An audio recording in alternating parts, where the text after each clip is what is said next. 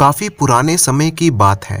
सहारनपुर में रहते थे लाला अयोध्यानाथ। लाला अयोध्यानाथ जब तक निर्धन थे तब तक उन्हें रुपयों की कोई लालसा ना थी, परंतु जब 4 पैसे हो गए तो दिन रात उन्हें बढ़ाने की चिंता रहने लगी। धन तृष्णा का ईंधन है। ज्यों-ज्यों रुपया आता जाता है तृष्णा बढ़ती रहती है। ऐसे ही लाला अयोध्यानाथ सोचते थे कोई ऐसी युक्ति निकल आवे जिससे कुछ ही दिनों में लाखों रुपए इकट्ठे हो जाएं। एक समय वो भी था जब वह रुपए पैसे को हाथ का मैल समझते थे, परंतु उस समय वह मूर्ख थे। आज पैसे पैसे के लिए उनके प्राण निकलते थे। अब उनकी आंखें खुल गई थीं। साधु और महंतों की सेवा के लिए कभी वह बड़ी ही श्रद्धा रखते थे। उस समय वह निर्धन मनुष्य थे, परंतु अब वह इसे सबसे बड़ी भूल समझने लगे थे। बैंक में 4 पैसे इकट्ठे जो हो गए थे, इतना ही नहीं, तृष्णा की धधकती हुई ज्वाला ने उनके बाकी सभी गुणों को भी भस्म कर दिया था। मगर उनका अंतःकरण हमेशा के लिए नष्ट हो गया था, ये बात भी नहीं थी। कभी कभी उनकी पुरानी आदतें उन पर आ जाया करती थीं। जिस प्रकार युवावस्था के चेहरे में कभी कभी बचपन का रंग रूप झलकने लगता है, परंतु ये अवस्था भी हमेशा के लिए नहीं रहती थी। नए स्वभाव के सामने पुराने विचार इस प्रकार दब जाते थे जिस प्रकार बुढ़ापा यौवन को पछाड़ देता है। लाला अयोध्यानाथ के द्वार पर कोई साधु महंत आ जाए तो उनका मुख फूलों की तरह खिल जाता था, परंतु आदर सत्कार के समय वह श्रद्धा ना रहती थी। एक बार की बात है, संध्या का समय था। लाला अयोध्यानाथ के द्वार पर एक साधु आकर रुका और एक विशेष गौरव के साथ बोला, क्यों बाबा, रात काटने के लिए साधु को स्थान मिल जाएगा। साधु का मुख संतोष की मूर्ति था और आंखें अमृत के कटोरे। लाला अयोध्यानाथ का हृदय भक्ति भाव से भर गया।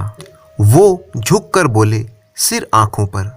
साधु ने मुस्कुरा कर कहा, बेटा, आजकल के समय में तुम्हारे जैसे भक्त पुरुष कहीं कहीं विरले ही मिलते हैं। संसार से धर्म का भाव ही जैसे उठ गया है। अयोध्यानाथ का हृदय खिल उठा। अपनी प्रशंसा साधु के मुख से सुनकर उनको ऐसा प्रतीत हुआ मानो उन्हें स्वर्ग मिल गया हो। मुस्कुराहट होठों तक आ ही गई थी, परंतु उसे दबाकर वे बोले, महाराज, यदि साधु संतों की सेवा ना की तो इस मनुष्य देह का क्या फायदा। साधु महाराज अंदर आ पहुंचे। लाला अयोध्यानाथ ने आदर सत्कार में कोई कसर ना छोड़ी। बासमती के चावल बनवाए, मीठे दही के बड़े बनवाए। दाल और भाजियों में घी इस तरह से तैरता था जिस तरह नदी नालों में जल बहता है। लाला अयोध्यानाथ साधुओं को ऐसे अच्छे और पौष्टिक पदार्थ खिलाने के पक्ष में नहीं थे, परंतु इस साधु की बातों में न जाने कैसी शक्ति थी कि उनके वर्षों के विचार क्षण भर में बदल गए। जिस प्रकार गर्मी की सूखी हुई धरती एक ही दिन की वर्षा से हरी भरी हो जाती है, इस भक्ति भाव से साधु का हृदय प्रसन्न हो गया। रात को देर तक बातें होती रहीं। ज्ञान और भक्ति के दफ्तर खुल गए। अंत में अयोध्यानाथ ने पूछा, महाराज, आप साधु कैसे बने। साधु ने हंसकर उत्तर दिया, बेटा, बुढ़ापा आ गया है, अब क्या सारी उम्र गृहस्थी में ही फंसा रहूंगा। कुछ हरि भजन भी तो करना चाहिए। तुम्हारी कृपा से बहुत रुपया कमाया, 5 पुत्र हैं और 1 कन्या। अब रुपया पैसा सब उन्हें बांट दिया और तीर्थ यात्रा को जा रहा हूँ। अयोध्यानाथ ने साधु की तरफ देखा और पूछा, तो आपने अपना सब कुछ बच्चों को दे दिया या अपने पास भी कुछ रखा है। साधु ने उत्तर दिया, मेरे हाथ में जो ये लाठी देखते हो यह अंदर से खोखली है। इसमें मैंने 100 सोने की मोहरें डाल रखी हैं। यात्रा में कभी कभी धन की आवश्यकता भी पड़ जाती है। ये कहते कहते साधु को नींद आ गई, परंतु अयोध्यानाथ की आंखों में नींद ना थी। वह बार बार लाठी को देखता और मन ही मन में कुछ सोचता। लोभ धर्म के पीछे छिपा हुआ था। कुछ समय तक यह संग्राम होता रहा। अंत में लोभ ने धर्म को पछाड़ दिया। अयोध्यानाथ ने लाठी उठा ली, परंतु हाथ पैर कांप रहे थे। उनकी अंतरात्मा ने एक बार फिर से फड़फड़ाना शुरू किया, परंतु लोभ के दृढ़ हाथों ने उसका गला घोट दिया। अयोध्यानाथ ने लाठी खोलकर उसमें से सोने की मोहरें निकाल ली और उनकी जगह पर साधारण सिक्के भर दिए। पाप का जादू चल चुका था। अगली सुबह हुई, साधु हरिद्वार जाने को तैयार हुआ।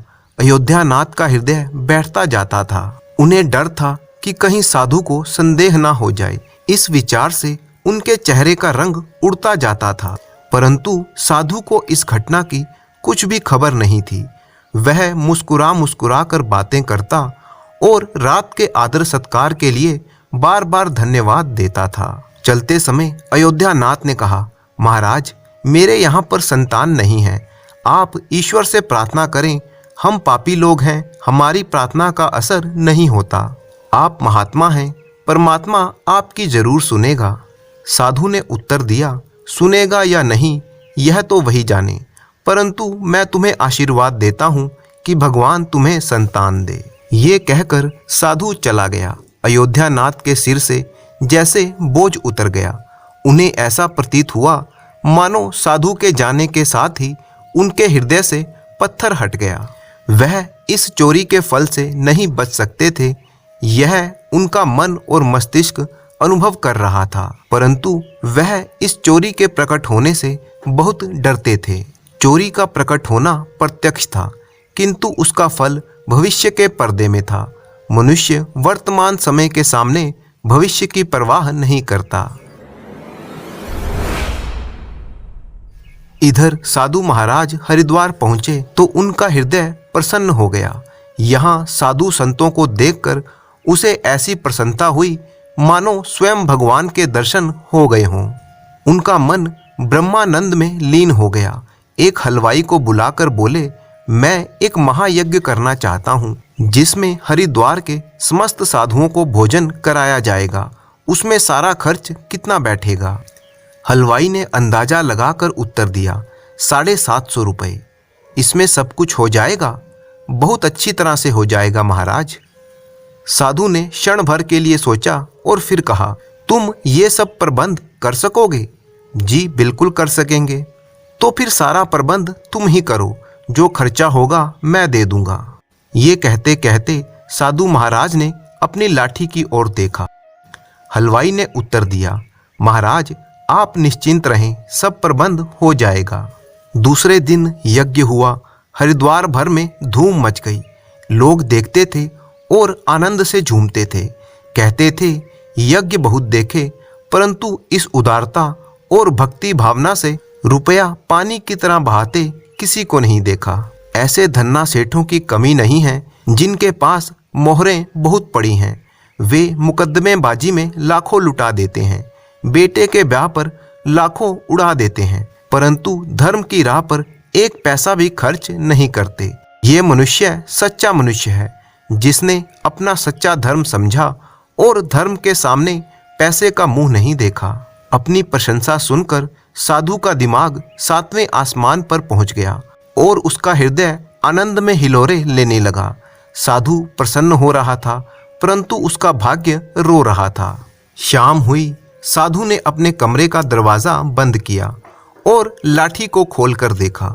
लाठी के अंदर साधारण सिक्के देखकर उसका हृदय कांप गया। उसे ऐसा प्रतीत हुआ मानो कोई भयानक स्वप्न देख रहा हो। उसे अपनी आंखों पर विश्वास ना होता था। वह चाहता था कि ये सपना जल्दी से खत्म हो जाए, परंतु ये सपना ऐसा नहीं था जिसके पश्चात उसकी नींद खुल जाती। उसने उन साधारण सिक्कों को आंखें मल मल कर देखा। उसे लगता था कि अब भी मेरी भूल दूर हो जाएगी, परंतु ऐसा ना हुआ। साधु के मुख पर पसीने की बूंदें झलकने लगीं। हलवाई का हिसाब थोड़ी ही देर बाद देना था। सोचा अब क्या होगा। अपमान का चित्र आंखों के सामने खिंच गया। साधु कांप कर खड़ा हो गया। अपमान का विचार अपमान से भी अधिक भयानक होता है। साधु में उसके सहन करने की शक्ति नहीं थी। उसने कुछ देर तक विचार किया, जिस प्रकार निराश मनुष्य समुद्र में कूदने से पहले विचार करता है। फिर साधु ने दरवाजा बंद कर लिया। साथ ही उसकी आशा के दरवाजे भी बंद हो गए। साधु ने 4 पाई की रस्सियां निकाली और उसे छत पर लटका दिया। मृत्यु दरवाजे पर खड़ी थी। साधु की अंतरात्मा ने उपदेश किया, दिमाग ने युक्तियां बताई, परंतु निराशा ने सब और अंधेरा फैला दिया। साधु का मुख मृतक के समान सफेद हो गया। तब उसने चारपाई पर खड़े होकर रस्सी का फंदा गले में डाला और थरथराते हुए पांव की अंतिम चेष्टा से चारपाई को ठोकर मारकर गिरा दिया। साधु फांसी पर झूल गया और उसकी मृत्यु हो गई। सुबह के समय कैसा आनंद था, परंतु किसे पता था कि शाम ऐसी दुखमयी होगी। थोड़े समय के पश्चात ये घटना बच्चे बच्चे के मुंह पर थी। साधु तो मर गया, परंतु उसका आशीर्वाद अभी भी जिंदा था। साल भर के भीतर ही अयोध्यानाथ के घर पर एक पुत्र पैदा हुआ। मरी हुई आशाओं में जान पड़ गई। अयोध्यानाथ ऐसे प्रसन्न थे मानो सारे संसार का धन मिल गया हो। अंधेरे घर में प्रकाश हो गया था। उनके पैर धरती पर ना पड़ते थे। बालक का नामकरण संस्कार बड़ी ही धूमधाम से किया गया। इस उत्सव के अवसर पर एक बड़ा भोज दिया गया। उस दिन अयोध्यानाथ ने अपनी सारी जिंदगी की कंजूसी निकाल दी और रुपये को पानी की तरह बहाया। बालक का नाम द्वारकानाथ रखा गया। ज्यों-ज्यों वह आयु में बढ़ता जाता, अयोध्यानाथ की कामनाएं पल्ला पसारती जाती थीं। द्वारकानाथ बहुत ही सुशील बालक था। उसकी बुद्धि देखकर आश्चर्य होता था। लोग कहते थे कि यह कुल का नाम बढ़ाएगा। अयोध्यानाथ ये सुनकर फूले ना समाते। उसकी शरारतें और चंचलताओं को देखकर उनका प्यार और भी बढ़ता जाता था। इसी प्रकार 6 वर्ष बीत गए। द्वारकानाथ स्कूल में पढ़ने गया। वहां उसके गुणों का विकास होने लगा। सोना कुंदन बन गया। वह सदैव अपनी श्रेणी में प्रथम रहा करता था। अयोध्यानाथ ये देखते और परमात्मा को धन्यवाद देते, परंतु कभी कभी उन्हें जब साधु के साथ अपना दुर्व्यवहार याद आ जाता तो उनके कलेजे में भाले से चुभ जाते थे और उनकी आत्मा पर एक अज्ञात सा भय छा जाता था। उन्हें अब रह रहकर अपने ऊपर क्रोध आता था। वे अधिकतर मन ही मन में दुखी होते रहते थे कि मेरी बुद्धि पर कैसा पर्दा पड़ गया था जो ऐसी मूर्खता मैं कर बैठा। परंतु वह गुजरा हुआ समय उनके हाथ में ना आता था।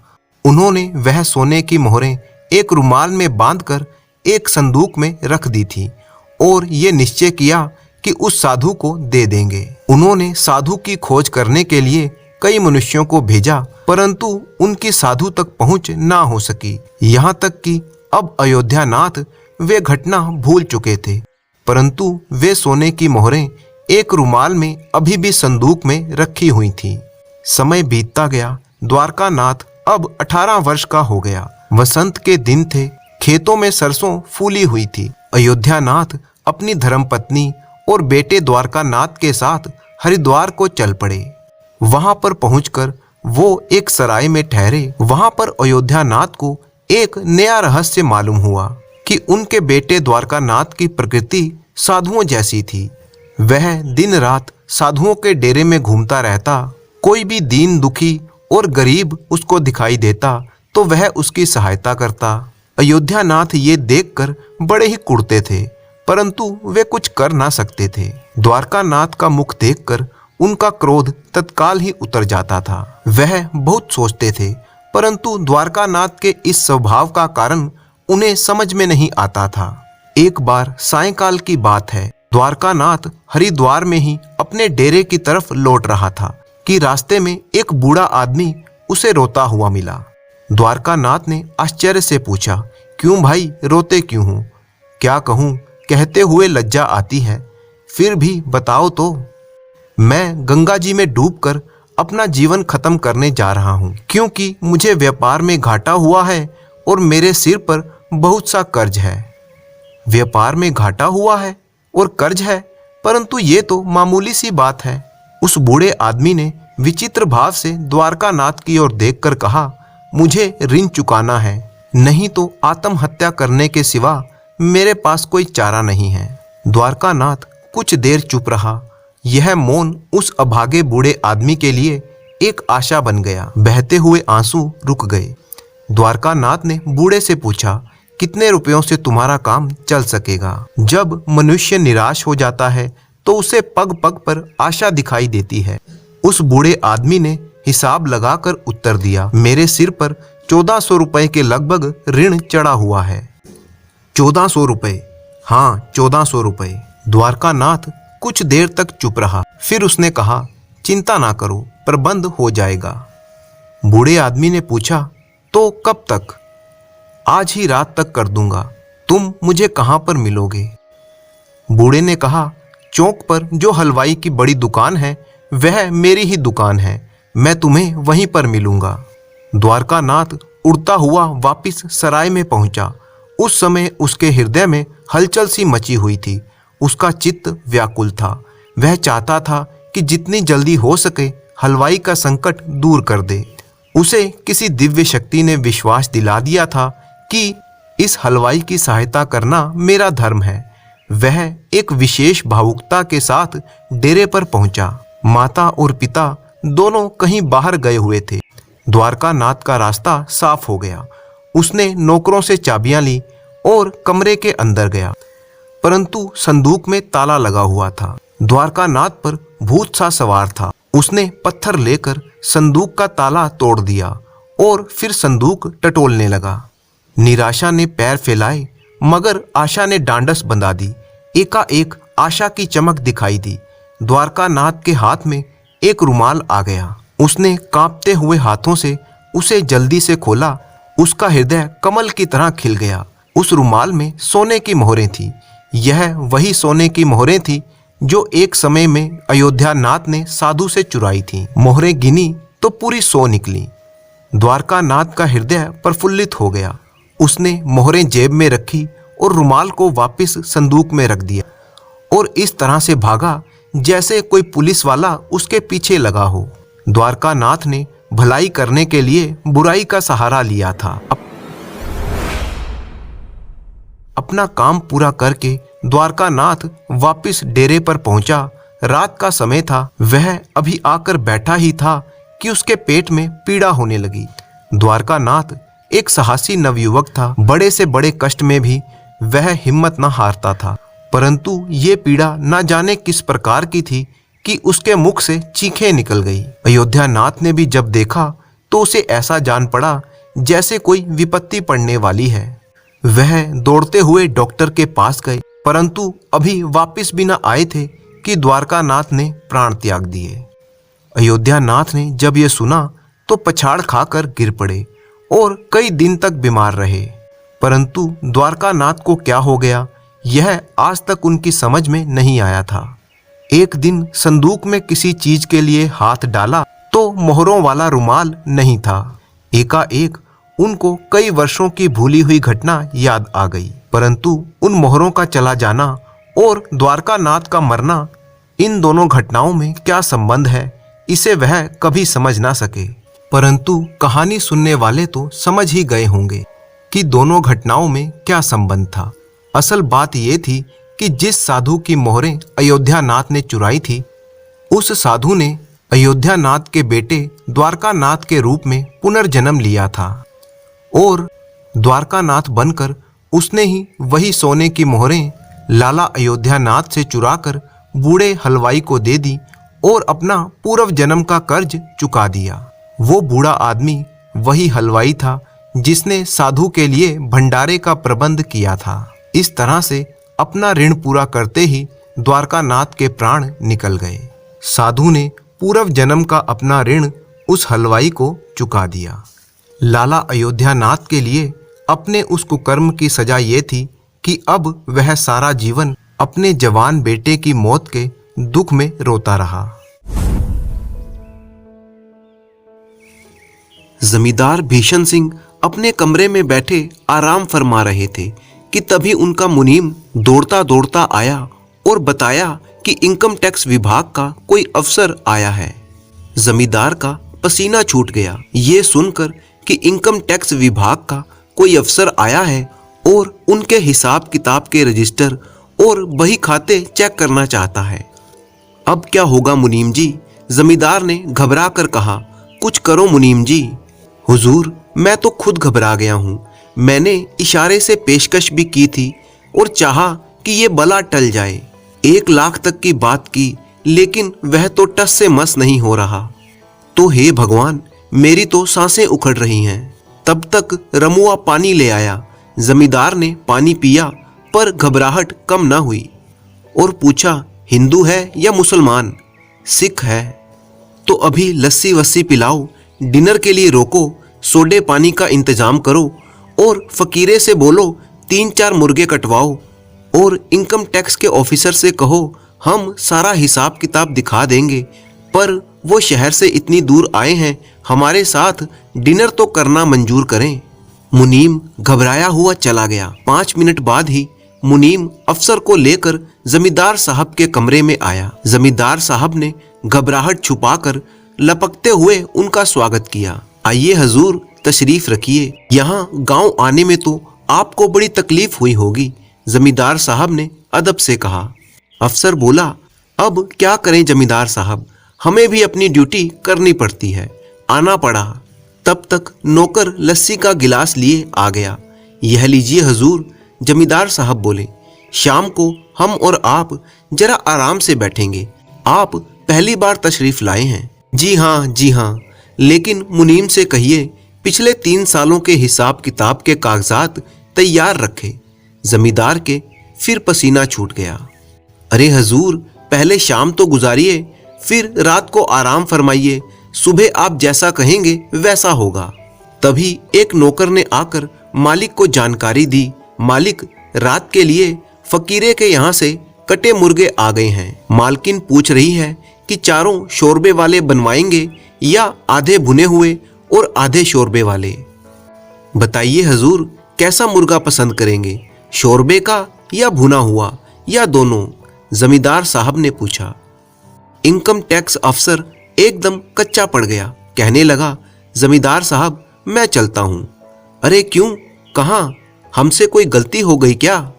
नहीं, लेकिन आपके साथ बैठकर मुर्गे खाने की मेरी औकात नहीं है। वैसे आपके मुनीम जी ने मुझे 1 लाख रुपए देने की पेशकश की थी, लेकिन मैं अब आपसे अपना इनाम लेकर जाना चाहता हूँ। जमींदार साहब और उनके सारे नौकर चौंक पड़े कि आखिर ये माजरा क्या है। हजूर, मैं 1 लाख रुपए की रिश्वत लेकर भी जा सकता था, पर नहीं, मुझे तो बस अपना इनाम चाहिए। इनाम? कैसा इनाम? जी हजूर, मैं कोई इनकम टैक्स अफसर नहीं हूँ, मैं तो आपकी रियासत का बहरूपिया किशन लाल हूँ। सोचा अपनी कला दिखाकर आपसे ही कुछ इनाम हासिल किया जाए। जमींदार भड़क गया। तो तू किश्नू धानुक है, रामू धानुक का आवारा बेटा? अरे तेरी वजह से मुझे हार्ट अटैक भी हो सकता था। तेरा इनाम विनाम तो गया भाड़ चूल्हे में। अगर सदमे से मुझे कुछ हो जाता तो? मैं हुक्म देता हूँ, हमारी रियासत छोड़कर कहीं भी चला जा, यहाँ दिखाई दिया तो मैं तेरे हाथ पैर तुड़वा दूंगा। बहरूपीय कलाकार किशन लाल को इनाम तो नहीं मिला, डर के मारे उसे वह कस्बा भी छोड़ना पड़ा। फिर इस बात को कई बरस बीत गए। जमींदार के उसी गांव में एक बूढ़ा साधु आया। वह पीपल के पेड़ के नीचे धुनी रमाकर बैठ गया। वह किसी से कुछ मांगता नहीं था। उसके प्रति लोगों का आकर्षण बढ़ने लगा। वह थोड़ा प्रवचन भी देने लगा। लोगों ने उसकी कुटिया बनवाने की बात की तो उसने मना कर दिया।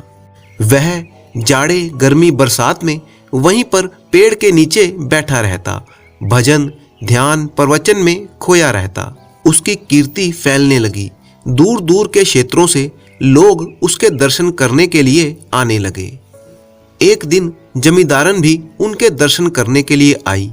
उन्होंने श्रद्धा से दक्षिणा दी। साधु ने वह धन ग्राम पंचायत को दान में दे दिया। प्रवचन देते समय उन्होंने कहा, यह मेरा अर्जित किया हुआ धन नहीं था, मैंने इसे अपने श्रम से नहीं कमाया था। यह समाज का धन है। उसी तरह समाज के पास लौट जाना चाहिए, जैसे वर्षा का जल सागर में लौट जाता है। धीरे धीरे भक्तों की भीड़ बढ़ने लगी। जमींदारिन रोज उसके दर्शन करने के लिए आने लगी। एक दिन उन्होंने जमींदार साहब से कहा, क्यों ना हम साधु जी को हवेली में ले आए। वे जाड़े गर्मी बरसात में वहीं पेड़ के नीचे बैठे रहते हैं। बारिश के दिनों में वहां बड़ा ही कीचड़ हो जाता है। भक्तों को बड़ी असुविधा रहती है। जमींदार साहब ने हां कर दी। बड़ी धूमधाम से जमींदारिन साधु महाराज को हवेली में ले आई। भक्त लोग वहीं पर आने लगे। जमींदारिन ने भक्तों के लिए भंडारा शुरू करवा दिया। प्रवचन देते समय साधु महाराज ने कहा, पेट तो पशु भी भर लेता है, पर मनुष्य के पास एक और पेट होता है, वो है विद्या और ज्ञान का खाली पेट। यदि वह नहीं भरता तो भंडारे का भोजन व्यर्थ चला जाता है। जमींदार और उसकी पत्नी ने साधु की बात को समझा। उन्होंने ग्राम पंचायत को धन देकर गांव में एक पाठशाला खुलवा दी। पर एक समस्या आई, उसमें पढ़ने के लिए बच्चे आते नहीं थे।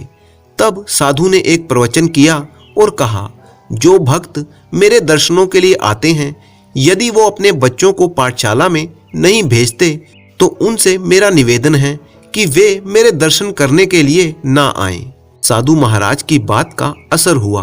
पाठशाला में बच्चे पहुंचने लगे। भक्तों की भीड़ और भी बढ़ने लगी। जमींदार और जमींदारिन ने दुनिया का दूसरा चेहरा देखा और एक रात जब सारे भक्त जा चुके, उन्होंने अपनी सारी धन संपदा, हीरे जवाहरात, जेवरों की एक पोटली बनाई और साधु महाराज के चरणों में रख दी। आप जैसा चाहें हमारी इस अकूत संपदा और संपत्ति का प्रयोग करें। दूसरे दिन सुबह भक्त आने लगे, पर साधु का कहीं पता नहीं था। जमींदार और जमींदारिन सकते में आ गए। पूरी हवेली की तलाशी ली गई। उस साधु की परछाई तक वहां पर नहीं थी। वो साधु सारी धन संपदा लेकर चंपत हो चुका था। जमींदार और जमींदारिन के साथ बहुत बड़ा धोखा हो गया था। तभी भक्तों की उत्तेजित और नाराज भीड़ में वही पुराना बहरूपिया किशन लाल दिखाई दिया। जमींदार का गुस्सा तो 7वें आसमान पर था ही। वे भड़क उठे, इतने बरसों के बाद किशनु तू यहाँ पर? मैंने तुझे देश निकाला दिया था, तू यहाँ पर क्या करने आया है? हुजूर, मैं तो अपना इनाम लेने आया हूँ, किशन लाल ने अदब से कहा। कौन सा इनाम? किस बात का इनाम? हुजूर, पिछला इनाम भी जो आपने नहीं दिया था और इस बार का भी। इस बार का इनाम? लोग भौचक्के थे। जी हुजूर, वो साधु मैं ही तो था जिसे कल रात आपने सारा खजाना सौंप दिया था। लोगों को विश्वास नहीं हुआ। ताज्जुब से जमींदार ने पूछा, तू वही साधु था? जी हुजूर। तो वो सारी धन दौलत कहाँ पर है जो मैंने तेरे हवाले की थी? हुजूर, वो सारी दौलत हवेली के पिछवाड़े वाली कोठरी में सही सलामत रखी है। नौकर चाकर दौड़ पड़े। वे खजाने वाली गठरी उठा कर ले आए। वह उसी साधु वाली धोती में बंधी थी। गठड़ी खोलकर देखी गई। सारी दौलत के साथ उसमें उसकी दाढ़ी मूछ भी रखी थी।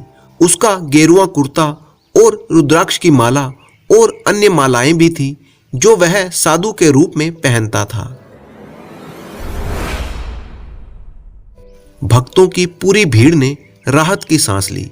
जमींदार जमींदारिन उसे ताज्जुब से देख रहे थे। अरे पागल, तब तू इनाम क्यों मांग रहा था? तू तो ये सारी दौलत लेकर भाग भी सकता था। भाग तो मैं जरूर सकता था हुजूर, लेकिन तब साधुओं पर से लोगों का विश्वास उठ जाता हुजूर। लोगों ने उसे आंखें फाड़ फाड़ कर आश्चर्य से देखा। जमींदार और जमींदारिन ने भी। सबकी आंखों में अचरज था। कितना बेवकूफ आदमी है। अपनी सच्चाई ना बताता और सारा खजाना लेकर भाग जाता तो जमींदार भी क्या कर लेता। किशनु बहरूपिया अपने इनाम के इंतजार में चुपचाप खड़ा था। तभी जमींदार साहब ने कहा, किशनु, यह जो तेरे साधु के कपड़े, मालाएं वगैरह पड़ी हैं, इन्हें तो उठा ले। वो तो मैं उठा लूंगा, पर मेरा इनाम वह तो दे दीजिए। सचमुच हमें तो तेरी अकल पर बड़ा ही तरस आ रहा है किशनु। जमींदार साहब बोले, तू सचमुच मूर्ख है। हुजूर, आखिर मैं कलाकार हूं ना। हम मूर्खों से ही यह दुनिया चलती है।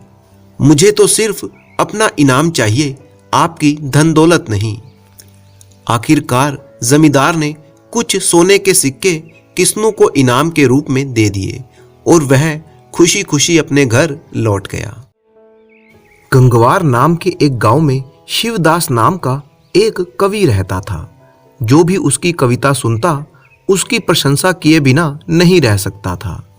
सरल भाषा में भाव चित्रों से भरी उसकी कविताएं सभी का मन मोह लेती थीं। उसकी कविता सुनकर गांव वाले उससे कहा करते थे, शिवदास एक बार जाकर राजा से मिलो। तुम्हारी कविताएं अगर राजा सुनेंगे तो तुम्हारा सम्मान करेंगे और तुम्हारी गरीबी हमेशा के लिए दूर हो जाएगी।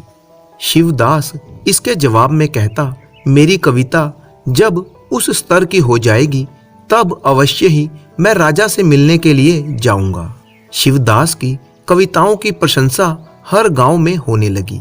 यह समाचार कनकपुर के जमींदार भुवन शंकर को भी मालूम हुआ। भुवन शंकर खुद भी एक कवि थे। उन्होंने शिवदास को बुलाया और कविता सुनाने के लिए कहा। उसकी कविता जमींदार को बहुत ही अच्छी लगी। जमींदार ने उसका सत्कार किया और मूल्यवान भेंटें उसको दी। जमींदार ने उसे विदा करते हुए कहा, कभी कभी आकर अपनी मधुर कविता सुनाते रहिएगा, अन्यथा मुझे ही आपके गांव में आना पड़ेगा।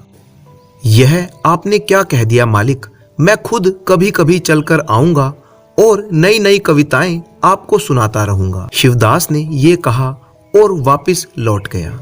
गांव के लोगों को जब मालूम हुआ कि शिवदास गांव लौट आया है तो गांव के कुछ प्रमुख लोग उससे मिलने खुद ही चले आए। शिवदास का अभिनंदन करते हुए उन्होंने कहा, शिवदास हम कितने ही दिनों से कह रहे थे पर तुमने हमारी बात पर ध्यान नहीं दिया।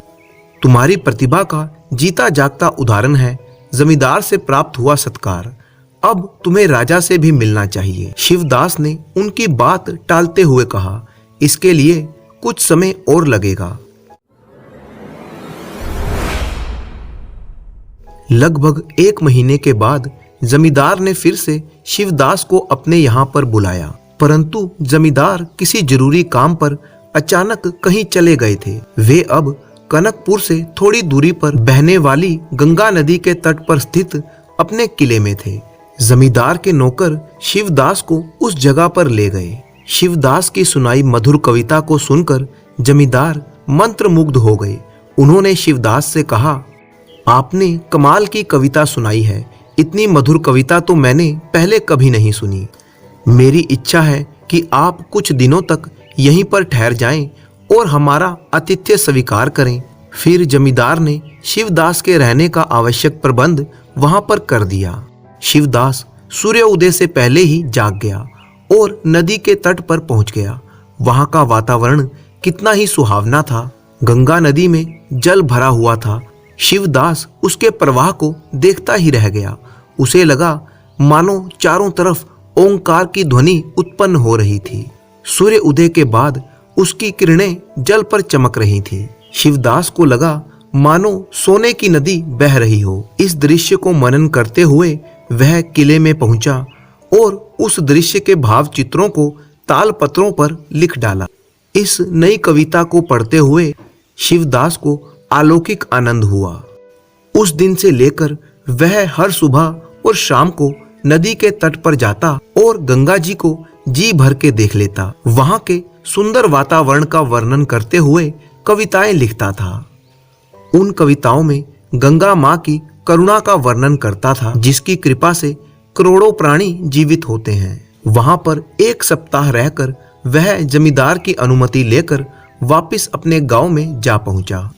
अब शिवदास जब अपनी कविता गुनगुनाता तब उसे विश्वास होने लगा कि मेरी कविता राजा को सुनाने के लायक हो गई है। उसमें राजा से मिलने के लिए प्रबल इच्छा उत्पन्न होने लगी। उसका निर्णय सुनकर गांव के लोग बड़े ही खुश हुए। शिवदास को भेजने के लिए आए ग्रामीणों में से एक ने कहा, इतने लंबे अरसे के बाद हमारी बात मानकर तुम राजा के दर्शन करने जा रहे हो। गांव के एक दूसरे आदमी ने कहा, राजा का सम्मान पाने के बाद तुम राजकवि बन जाओगे, तब हमें और हमारे गांव को भूल मत जाना। एक दूसरे ग्रामीण ने टिप्पणी की, हमारा शिवदास ऐसे आदमियों में से नहीं है। ये तो स्वभाव से बहुत ही अच्छा है। चौथे व्यक्ति ने टिप्पणी की, भला अभी ये कैसे कह सकते हैं, पता नहीं संपन्न हो जाने के बाद इसमें कितना परिवर्तन आ जाएगा। अरे तुम तो धन संपदा की ही बात कर रहे हो, आगे जाकर बड़े बड़े लोगों से इसकी दोस्ती होगी, इसके संबंध जुड़ेंगे, तब जाकर ये हम जैसे साधारण मनुष्यों को भूल भी जाए तो उसमें आश्चर्य की क्या बात है। इस विषय को लेकर वे तरह तरह की बातें करने लगे और जोर जोर से हंसने लगे। गांव वालों से विदा लेकर शिवदास आगे बढ़ा, पर उसे लगा कि ये सब बातें उसके लिए चेतावनी के समान हैं। इसी को लेकर वह सोच में पड़ गया और मन में तरह तरह की शंकाएं पैदा होने लगी।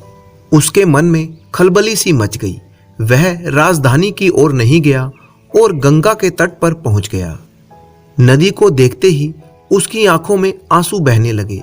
वह गंगा माँ से कहने लगा, माँ मुझे क्षमा करना, तुम्हारी महानता की प्रशंसा करते हुए मैंने कविताएं लिखी हैं, पर क्यों? उन्हें समर्पित करके क्या मैं राजा का सम्मान पाना चाहता हूँ? सुख में डूबकर अहंकारी कहलाना चाहता हूँ? ऐसे सुखों में लिप्त होकर अपनों से दूर रहने के लिए? ये कविताएं हम दोनों के बीच में माँ और बेटे के अनुबंध के सूचक मात्र हैं। इसके लिए किसी और की प्रशंसा पाने की आवश्यकता नहीं है, किसी का सम्मान पाने की जरूरत नहीं है। मैं इन्हें तुम्ही को समर्पित कर रहा हूँ, मेरे अपराध को क्षमा कर देना। ये कहते हुए आंखें बंद करके वह उन तालपत्रों को एक एक करके नदी में छोड़ने लगा जिन पर उसने कविताएं लिखी थी। सभी तालपत्रों को गंगा माता को समर्पित करने के बाद उसने आंखें खोली तो शिवदास ने एक अद्भुत दृश्य देखा। जिन तालपत्रों को उसने नदी में छोड़ा वे सोने के पत्रों में परिवर्तित हो गए थे। नदी के प्रवाह में वे बहे नहीं थे, शिवदास के पास ही पानी में टिके हुए थे। इस आश्चर्यजनक दृश्य को देखकर उसे संदेह होने लगा कि यह सच है या सपना। उसने तुरंत एक तालपत्र को अपने हाथ में लिया। उसकी कविता बड़े ही सुंदर ढंग से उसमें लिखी हुई थी। उसी समय एक आकाशवाणी हुई और आकाशवाणी ने कहा, कोई भी कला तभी तक सार्थक मानी जाएगी जब वह आम लोगों के हित में हो। अमृत के समान तुम्हारी कविता भी इसी श्रेणी में आती है। तुम अनावश्यक संशयों को त्याग दो और संयम का पालन करो, सब शुभ ही शुभ होगा। ये सब सुनने के बाद शिवदास ने सभी तालपत्रों को जमा किया और भक्ति और श्रद्धा पूर्वक उन्हें आंखों से स्पर्श किया। उसने देखा कि जमींदार का परिवार उसी की ओर बढ़ता चला आ रहा था।